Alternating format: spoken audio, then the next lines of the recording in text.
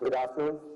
The respected Honorable Dato Shri Najib Tun Razak, Prime Minister of Malaysia, respected Honorable Shri the Prime Minister of the Republic of India, respected ministers, dignitaries, ladies and gentlemen. On behalf of the Times of India Group and the Economic Times, it's my honor and privilege to extend to you all a very warm welcome to the Asian Business Leaders Conclave. Our special thanks to the esteemed chief guests, the Honorable Malaysian Prime Minister and the Honorable Indian Prime Minister, for extending their support towards making this conclave a grand success. It's the inaugural edition of this very important initiative, and the encouraging participation from across Asia strengthens our confidence that we have taken the right first step towards creating a platform that can help achieve the dream of a boundaryless Asia. At the outset, I believe that the timing for this conclave couldn't have been better. We are witnessing an important economic phenomenon of Asia emerging from the shadows of the West to develop and sustain itself as a significant economic entity, which the entire world and the globe is looking up to. The unification and cooperation with which we have seen in the last decade in an otherwise highly volatile trade and business environment makes Asia as the next cornerstone of trade in the world. From the Middle East to the Indian subcontinent, to Southeast Asia and the People's Republic of China, economic cooperation and trade amongst Asian nations is arguably at its highest levels in history. And it is the multilateral cooperation amongst the nations that has paved the way for business leaders to navigate any political and social-cultural differences to build Asia as one of the most sought-after business destinations. With the region slowly cementing its positions as one of the most lucrative destinations to set up new businesses and establishing itself as the gateway to major economies of the region, there is a renewed business interest from across the world to make their presence felt here. When we looked at countries beyond India to host the inaugural edition of the Asian Business Leaders Conclave, Malaysia came out as the preferred destination because it is at the cusp of one of the most radical transformations in its history. The changes are evident in political, public, and more importantly on the business front, with Malaysia ramping up its efforts to achieve the Vision 2020.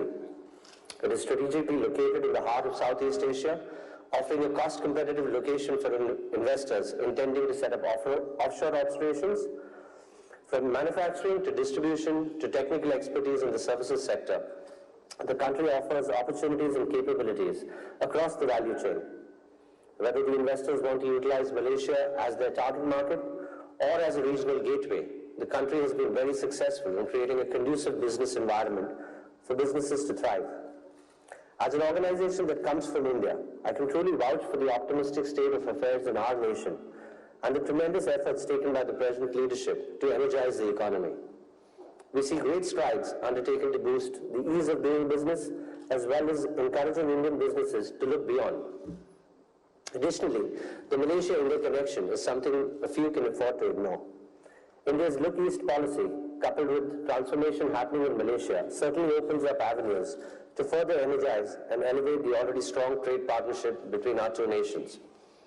The recent interactions between the two great leaders present here today cement the intention of coming together to make a strong impact on the region.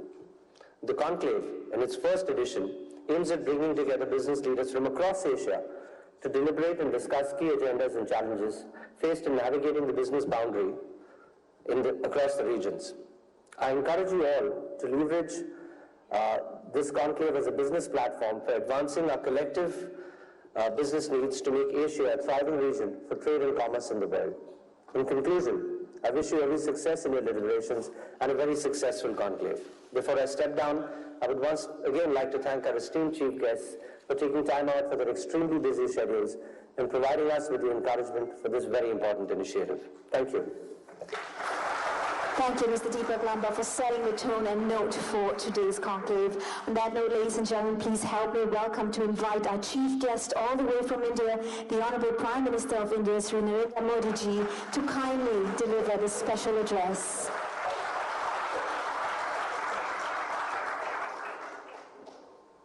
His Excellency Dato Sri Mohammad Najib ji, Honorable Prime Minister of Malaysia, members of the management of Economic Times, business leaders, ladies and gentlemen, it is a great pleasure to jointly inaugurate the Economic Times Asian Business Leaders Conclave 2016 with His Excellency, the Prime Minister of Malaysia.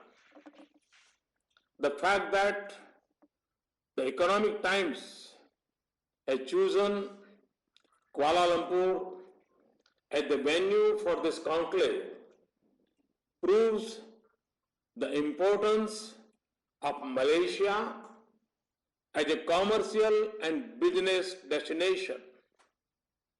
My best wishes for the conclave. Friends, under the leadership of His Excellency, the Prime Minister of Malaysia is moving towards its goal of achieving developed country status by 2020. It has also shown resilience in coping with the global economic situation. The timeless ties between India and Malaysia are reinforced by the presence of a large Indian community. The recent symbol of our historic links is the Toran Gate in the heart of Kuala Lumpur, which connects two great nations and two great cultures. In recent times, we have forged a strategic partnership. My visit to Malaysia in November last year served to reinforce this strategic engagement across a range of areas. Close relations with Malaysia are integral to the success of our Act East policy. India's initiatives, including a project development fund and line of credit, have given a huge flip to India-ASEAN cooperation. Friends, the leaders of ASEAN countries have led effort for better integration among the countries of the region. These initiatives to bring the business leaders of Asia together is therefore very, very timely. I've said on many occasions that the 21st century is the century of Asia. Asia, where there are hands to work, homes to consume, and heads have the humility to learn. Despite unfavorable and uncertain global economic environment, the growth prospects of the Asian region have been a ray of hope remain bright. Friends, India is currently witnessing an economic transformation. It is not only one of the fastest growing large economies in the world, it is also marked by initiatives centered around ease of doing business, making governance transparent and efficient, reducing regulatory overburden, presently cleaning the system from black money and corruption is very, very high on my agenda. This comes closely after digitization and introduction of GST. The outcomes of our efforts are visible from India's global rankings on various indicators. India's rank has gone up in World Bank's Doing Business report. We are fast closing the gap between business practices in India and the best in the world. We are ranked third in the list of top prospective host economies for 2016-18 in the World Investment Report 2016 released by UNCTAD. Our rank improved by 32 positions in World Economic Forum's Global Competitiveness Report 2015-16 and 2016-17.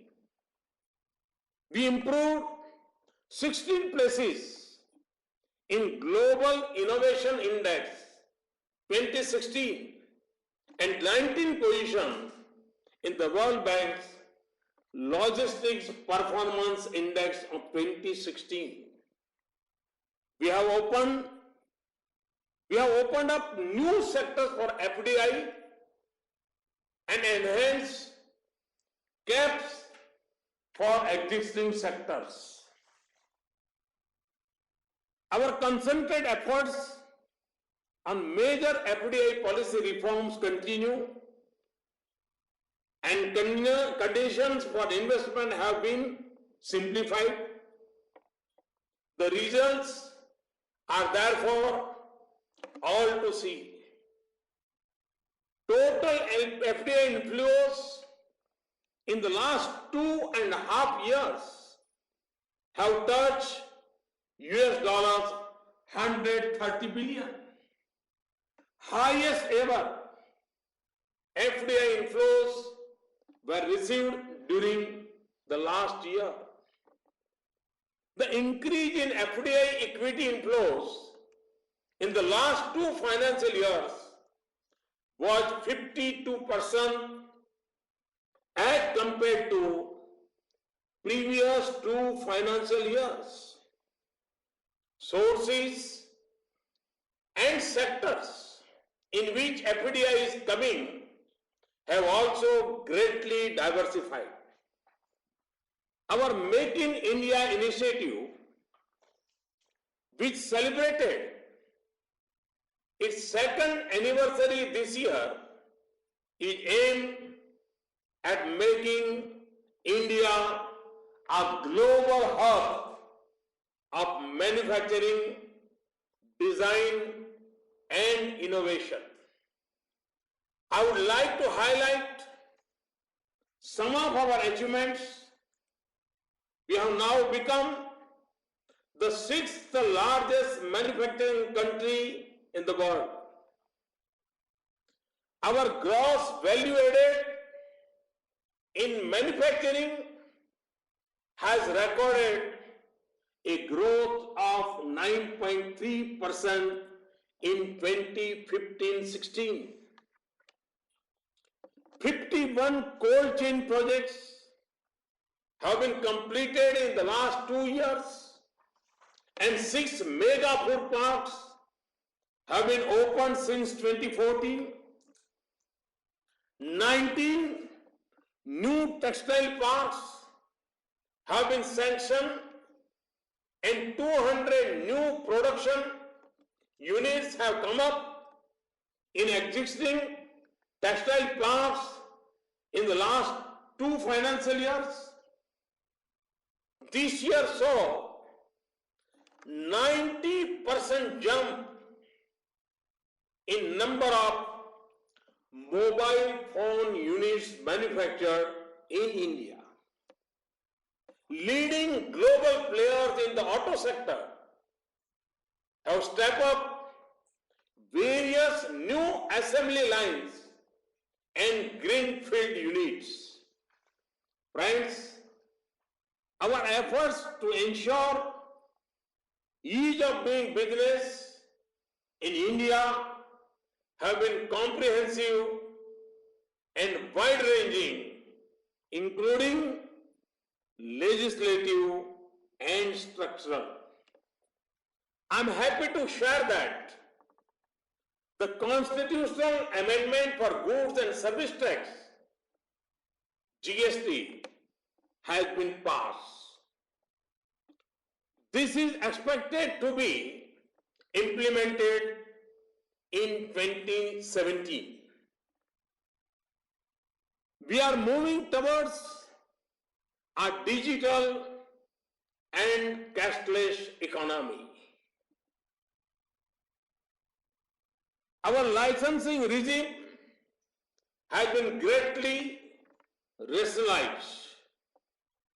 We have launched single window interface for registering a business, exim clearances, and labor compliances.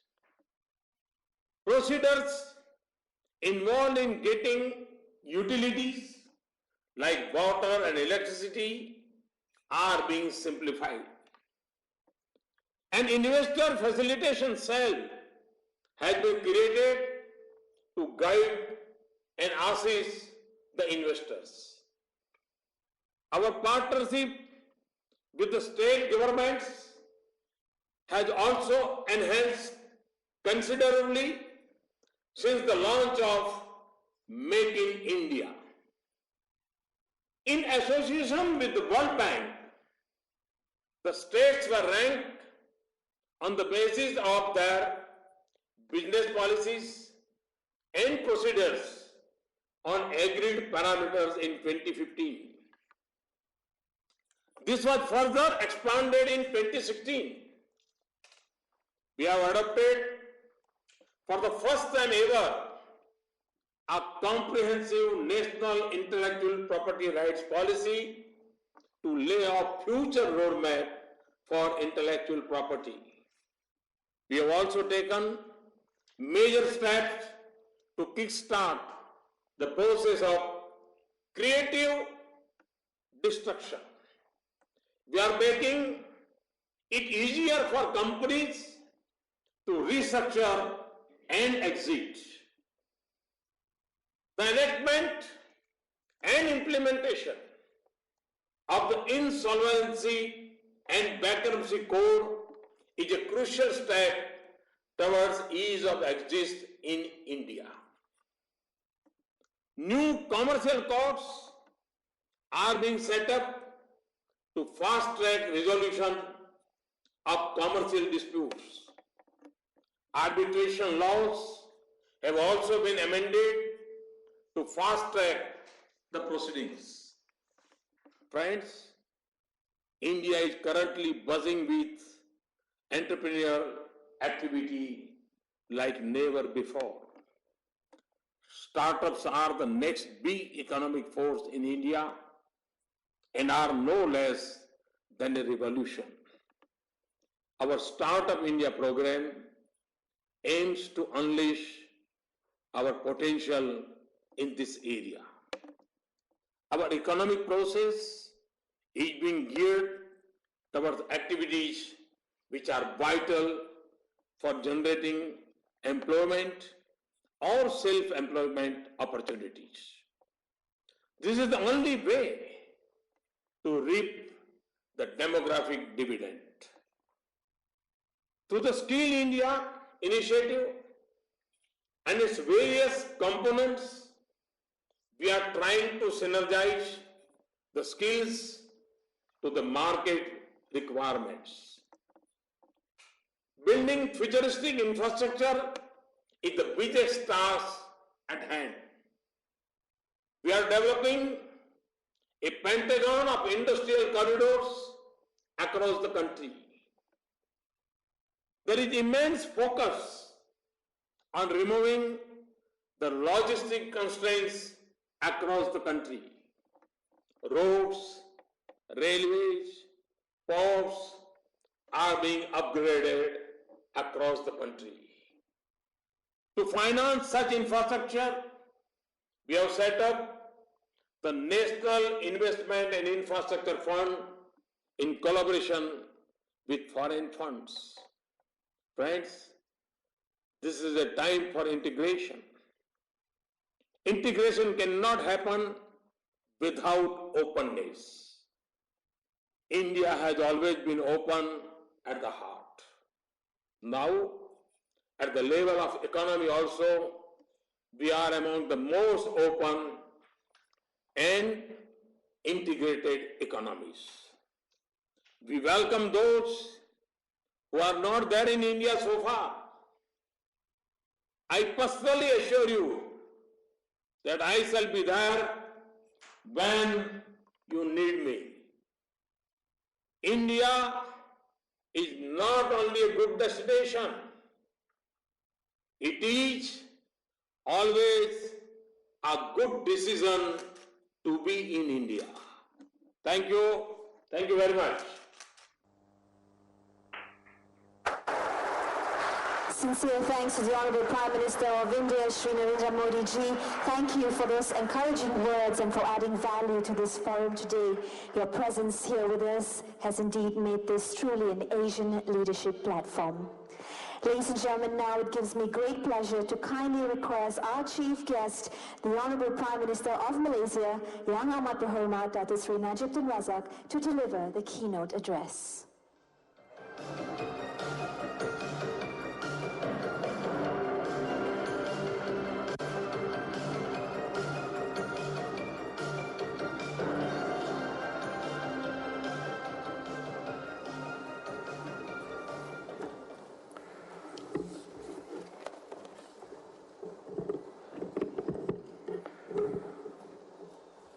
Assalamu alaikum and a very good afternoon.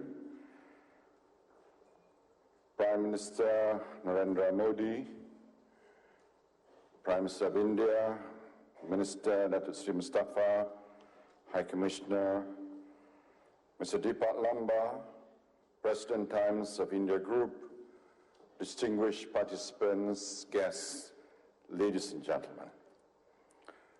First of all, let me thank both our counterparts in other Asian governments and the organizers for inviting me to join you at this inaugural edition of the Economic Times Asian Business Leaders Conclave. To many viewers on Facebook and the Indian News Network who are watching this live event, Namaste. This landmark conclave brings together many of Asia's foremost business leaders to discuss ways to ensure that the region remains the most thriving center for trade, investment, and doing business in the world. I am indeed delighted that it is taking place right here in Malaysia. For by choosing Malaysia as a venue, this conference is recognizing that from manufacturing to distribution to technical expertise in the services sector, this country offers opportunities and capabilities across the value chain. Whether investors want Malaysia to be their target market or to set up here to take advantage of our being a regional gateway, companies and individuals will find so many opportunities upon their arrival here. We are a politically stable country with a well-developed legal system and attractive incentives for investors. Our economic fundamentals are sound. We posted growth of 4.3% in the third quarter this year. Unemployment and inflation are low, and gross national income has nearly doubled since 2010. Next year, our growth forecast is to be up to about 5%. Favorable prospects are ahead, and the time is right for business and political leaders to come together to support Malaysia's role in building a more unified and resurgent Asia. Ladies and gentlemen, this conclave could not have come at a better time, for Indo-Malaysian relations are at a historical high. Over the last few years, they have been enhanced by our agreement to form a strategic partnership between India and Malaysia, the Malaysia-India Comprehensive Economic Cooperation Agreement. We now have extensive channels that cover trade in goods and services, investment, and movement of people between our two countries. They add to the benefits brought by the ASEAN-India Trade in Goods Agreement, further facilitating two-way trade, services, investment, and economic relations in general. We have also made important strides in our bilateral relations in a range of areas, including defense and security, as well as in the social and cultural scenes. During the visit, my friend, Prime Minister of India, Prime Minister Modi, to Kuala Lumpur in November 2015, in conjunction with the ASEAN East Asia Summits, we agreed to take further steps to enhance our relations. Our focus was on building a well-rounded partnership, and it was made clear during our talks that Malaysia is at the core of India's Act East policy. Those talks were warm, comprehensive, and wide-ranging. And I was truly delighted that Prime Minister Modi and I were able to jointly inaugurate the Tirana Gate in Brickfields as a symbol of our friendship. The gate is a gift from the Indian government to Malaysia and has already become a landmark, much admired by visitors from abroad and locals alike. It was erected in the area known as Little India because it was amongst the earliest settlements by the Indian community in Kuala Lumpur. As such, the Rana Gate is not only a symbol of the friendship between India and Malaysia, but it's also a symbol of the unity and understanding that exists alongside our unique ethnic diversity in Malaysia. Ladies and gentlemen, there is great depth and history to the relationship between India and Malaysia. India has been Malaysia's largest export destination in the South Asian regions ever since 1998.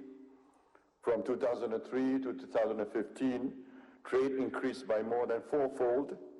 Last year, Malaysia's trade with India amounted to nearly 47 billion ringgit, an increase of 3.5% from 2014. In that same year, India was Malaysia's 10th largest trading partner, 7th largest export destination, and 12th largest import source. And Malaysia was India's 14th largest trading partner, 19th largest export destination, and 15th largest import source. Investment from India has created thousands of jobs in Malaysia, and countless leading Malaysian companies, including Khazanah, Petronas, and Malaysia Airport Holdings, are active in India. In connection with the Indian government's plans to roll out GST in 2017, we're happy to share our own experience of GST introduction with a high-level delegation from India that visited Malaysia recently. Though we deal in different geographies and face varied challenges, we share a mutual resolve to provide a transparent and predictable tax regime as well as protection to intellectual property rights. And we have both gained from sharing our observations and expertise in these areas. Such interactions are clearly to the benefit of both our countries, and they are in the spirit of this conclave, which is moving towards a borderless Asia. Ladies and gentlemen, as well as the dialogue mechanism at the ministerial and official level, we are also cooperating closely on counter-terrorism matters. We are united in condemning terrorism in all its forms and manifestations. Malaysia is willing to share the integrated de-radicalization module for terrorists with other countries, including India. I myself have long experience of working with the Indian government, both in my past capacity as Defense Minister and as Prime Minister, to bolster our fight against the common threats we face. Tactical measures like these to ensure continuing cooperation on the security front are an important part of maintaining and building trust and confidence and turning the strategic partnership we signed into a reality that protects both our people. Ladies and gentlemen, it has often been said, and I agree with what Prime Minister Modi has just reiterated, that the 21st century is set to be the Asian century. In many ways, this is already a reality, and we're seeing the construction of new institutions and frameworks that have come from Asia. We have been formulated by Asians or are based on our continent. That is, as it should be, the center of gravity, of power, population, prosperity has long been shifting eastwards. And it is right that we should take responsibility for and control of our own destinies. We seek friendly relations with all, but the days when far-off powers seek to dictate the futures and the policies of Asian countries are over. A borderless Asia is one in which we harness our diversity and work together in an inclusive and sustainable manner. It is one in which we rely on our own innovation to create new technologies, foster our own talent, and set new global standards for corporate governance, productivity, and dynamism. We have youthful and increasingly well-educated populations. We are blessed with many resources, and even in these challenging times for the world economy, we have still been maintaining growth rates that are the envy of Europe and the West.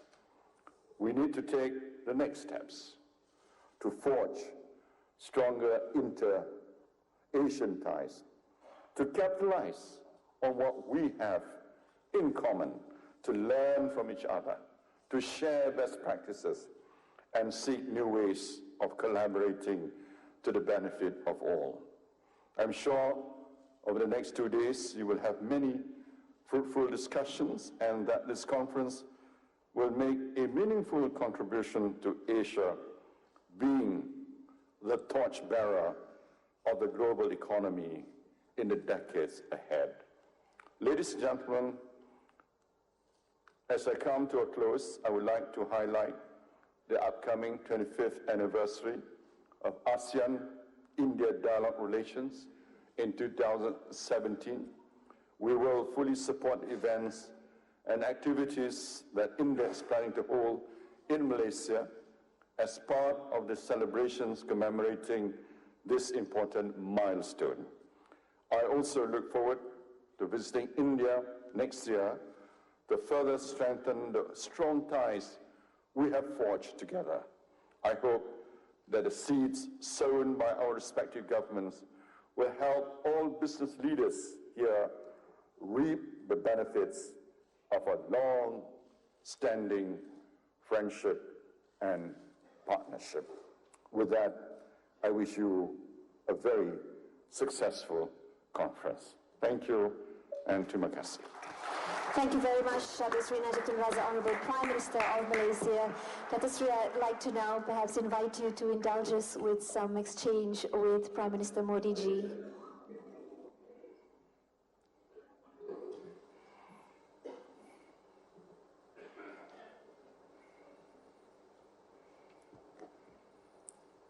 Prime Minister Modi ji, are you able to hear us? Yes. Yes, hi. The forum is open. The hall is waiting to hear a few words from you and, of course, the Honourable Prime Minister of Malaysia. Thank you, Excellency, for your kind remarks, and we are very eager to receive you here in India in 2017. It has indeed been a great pleasure to join you in speaking to the business leaders at this event today. I am confident that our thoughts shared at this conclave will encourage the business leaders in driving and promoting the trade and investment agenda between our two countries. I had a memorable visit to Malaysia last year. We now look forward to an opportunity to welcome you in India to carry forward our cooperative endeavors. Thank you very much. Thank you for your kind words again. Excellency, thank you very much. Thank you, Prime Minister Modi, for your very warm remarks and for being so upbeat about India-Malaysia relations, about the business opportunities, and even beyond that, about how ASEAN and Asia itself will be the geographical area of the future.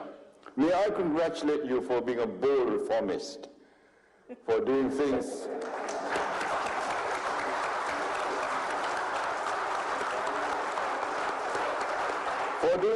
that a lesser mortal would not have attempted, I think. And I wish you every success indeed, because if you are courageous enough to do the reforms, I'm sure you will reap the rewards in due course. And thank you for your very kind invitation to visit India, and I look forward to visit you once again, or rather to visit India and to see some of the exciting things that are happening in India under your strong leadership. Thank you once again. Thank you. Thank you. Thank you to both Honourable Prime Ministers of Malaysia and India for your time and gracing us with this event. To Yang Amat Berhormat Datuk Sri Najib Tun Razak, may I kindly request for you to be remaining on stage while we bid goodbye to Prime Minister of India, Sri Narendra Modi ji. Thank you once again for joining us.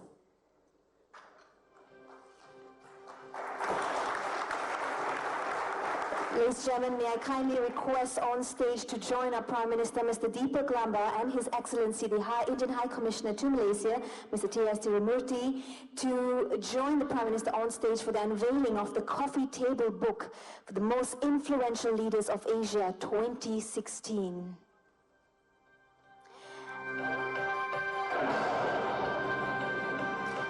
The Economic Time acknowledges the contribution of iconic leaders who have, through their sheer dedication, shown to the world that Asia is coming together and rising, and she is on the path to becoming one of the most conducive regions for trade in the world.